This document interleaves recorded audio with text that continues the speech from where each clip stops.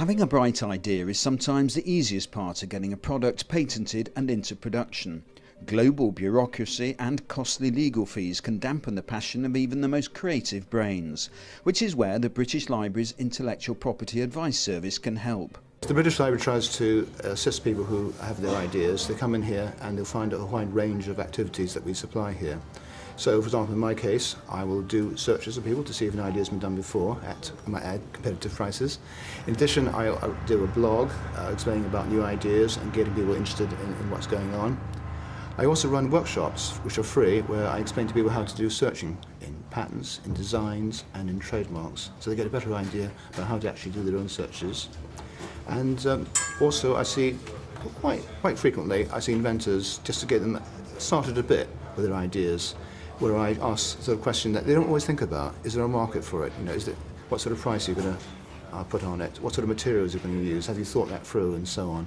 All too often, the novice inventor hasn't really thought through what they're trying to do.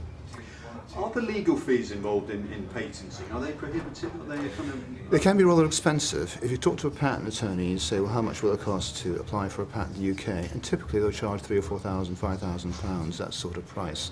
The price to get a patent for the UK is about £200, but it's a lot more expensive if you use an attorney. And of course they do know how to write the document correctly, and also how to make sure that you actually have something that's valuable, having argued your case with the Intellectual Property Office, who are saying, well, perhaps this idea isn't new and therefore you shouldn't have it, and so on.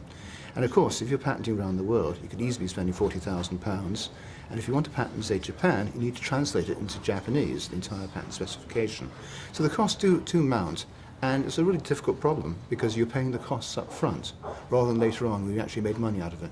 And tell me, the last kind of, you've done a survey, I think, of the most successful patents and inventions the last 10 years. Give me a few highlights of that. Well, what we did, we found, we looked through the different patents that come out, which there were very many, of course, trying to find anything that sounded interesting, and there were plenty to choose from. And one we did take was of a 3-year-old who came up with an idea when he watched his father using a broom. And he kept on using different brooms to pick up different types of debris from the ground. And he said, well, why are you using different brooms? And he went to the garage and he said, invented. And what he did, he came up with the idea of a sort of scissor type arrangement, where you had one broom and another broom behind it, and they were different widths and therefore could pick up different types of debris. And that was in fact patented, because his father was a patent attorney who knew just how to write a patent specification that would fit what the Intellectual Property Office wanted. Other ones to do with the environment, you know, generating power rather from the waves, and then there's another one to do with feeding babies so that the milk is the right sort of temperature. There's Dyson with their fan, that's got any blades in it. So some are high tech, some are low tech, they're all there to solve a problem of some sort. And of course, some of them can have a quite profound effect on the economy, can't they? They can, in the case of Dyson, a real wealth generator. In theory, all products could, of course, be very valuable. The trouble is, it's not very difficult often to choose right from the beginning. You know, is this one going to be valuable or not? And that's one of the problems. You can't really, I think, place bets on them and say, well, this one's going to be valuable and that one's not going to be valuable. You just have to encourage everyone, you know, you can, and you know, see which ones, in fact, win out in the marketplace. One of the library's poster boys for its IP service is Mark Sheehan, a successful inventor who now donates his time helping other people develop their patents, and he's found the recession has actually stimulated the sector. I think so. I think what it is that people have a bit of money, they've been made redundant or lost their job in some fashion, and because they have time on their hands, they start to think, you know, what can I do next? And so yeah, I do find that a lot of people who wouldn't normally have invented in the past now find themselves in a position where they can start thinking about that, because before that they were too busy making a living, paying the rent.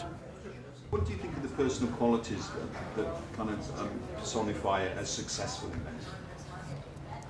They do vary, but I do say quite often I like people who have skills, a bit like Dyson, where they're inventive as well as being entrepreneurial.